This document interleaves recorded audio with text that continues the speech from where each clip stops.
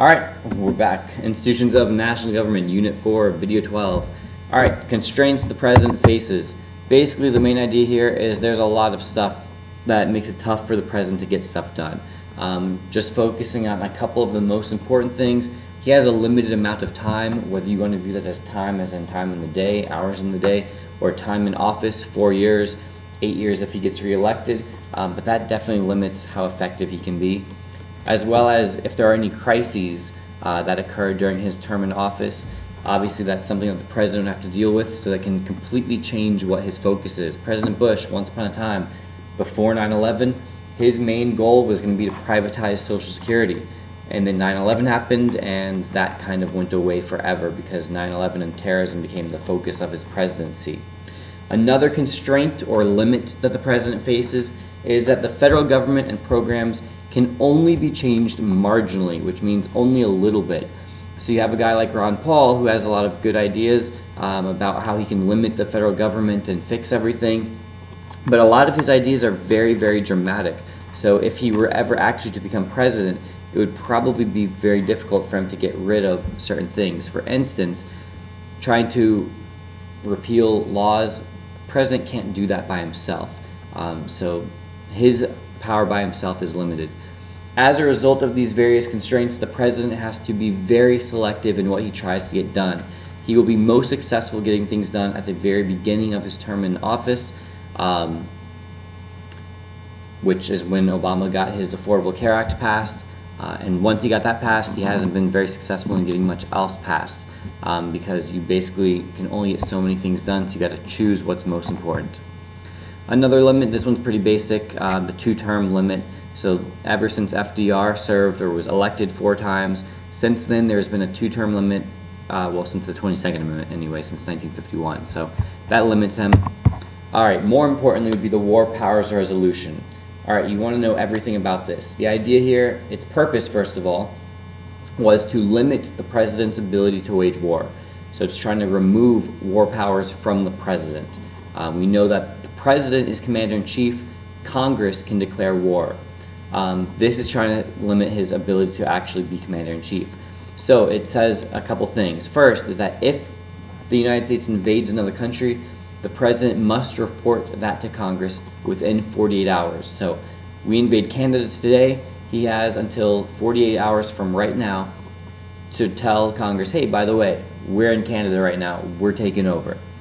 Congress then has 60 days to authorize that action, so they can choose whether or not to approve or to disapprove of the president's invasion of Canada. If Congress refuses to authorize, then the president has 30 more days to bring the troops back home. So all told, he has up to 92 days that he can still invade and take military action anywhere in the world that he wants, even if Congress says no. And here's the thing, if he keeps them after 92 days, there's nothing Congress can do about it anyway. All they can do is basically write a very strongly worded letter and be like, hey, Mr. Obama, we don't like what you're doing. And Obama's like, yep, that's fine. Doesn't really matter to me. We're going to keep doing this because I really want to take over all those hockey arenas, hockey rinks, all that Canadian bacon and that maple syrup. I want it all. So as a result, the War Powers Resolution has had very little practical influence in real life. But you do want to know, you need to know everything about it, its purpose, how it is structured, and the fact that it hasn't actually really limited his power at all. There are, however, a few ways that Congress can influence foreign policy. One is that they declare war. That's the main way.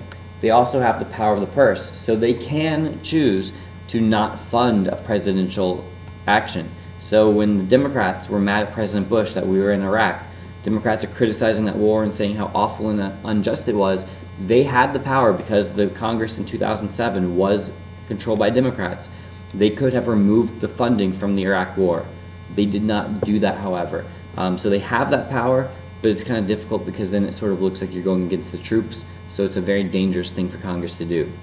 The Senate also ratifies treaties, and they confirm cabinet secretary positions like Secretary of State, Secretary of Defense. So these are all ways that Congress can influence foreign policy besides the War Powers Resolution. So each of these are probably more effective than that. They also have the power of impeachment. All right, the basic idea here is that to be impeached means to be indicted. That is the definition for impeachment. It means an indictment.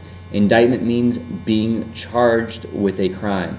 It does not mean that you actually are found guilty. So the House has the power to impeach, and they can impeach by a simple majority vote. So 218 representatives can vote to impeach a president. Bill Clinton was impeached. It's important to remember that, because to be impeached does not mean to be removed from office. It just means that you are being charged with a crime. And you can see that newspaper article. It says the House approves one perjury count and a charge for obstruction of justice. On the other hand, though, the trial takes place then in the Senate. And in the Senate, it is a 2/3 vote to convict. So it's much harder to convict the president than it is to actually impeach him. So Clinton was impeached, however, he was acquitted, so he was not removed from office. We have had 2 presidents impeached, Clinton and Andrew Johnson. Neither of them were actually removed from office. And then we have the Budget Reform Act of 1974. It did a few things. One of the things that it did was it created the Congressional Budget Office,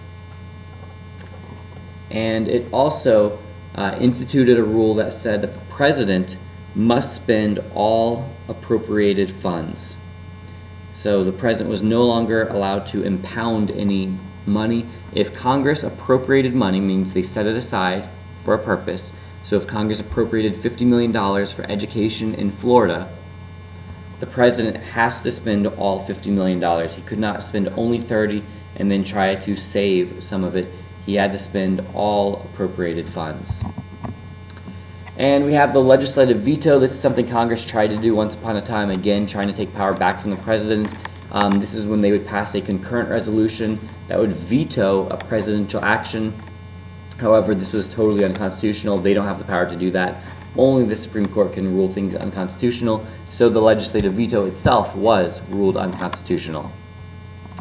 And lastly, we have presidential succession. So if something happens to the president, what happens next is laid out for us by the 25th Amendment. The new president, so the VP would become president, and then he gets to nominate a new vice president to take over for him. That person, however, is subject to Senate confirmation. So again, he can't quite pick anybody he wants. Gerald Ford became president after Nixon. The only reason that Gerald Ford was vice president was because after Nixon's original VP, Spiro Agnew, had resigned due to his own scandal, then Nixon got to nominate Gerald Ford as his VP, and then he was confirmed by the Senate. And then on the left-hand side, you can see the list of people who become president after. So it goes president, VP, speaker, president pro temp, and then it goes through all of the different cabinet secretary positions.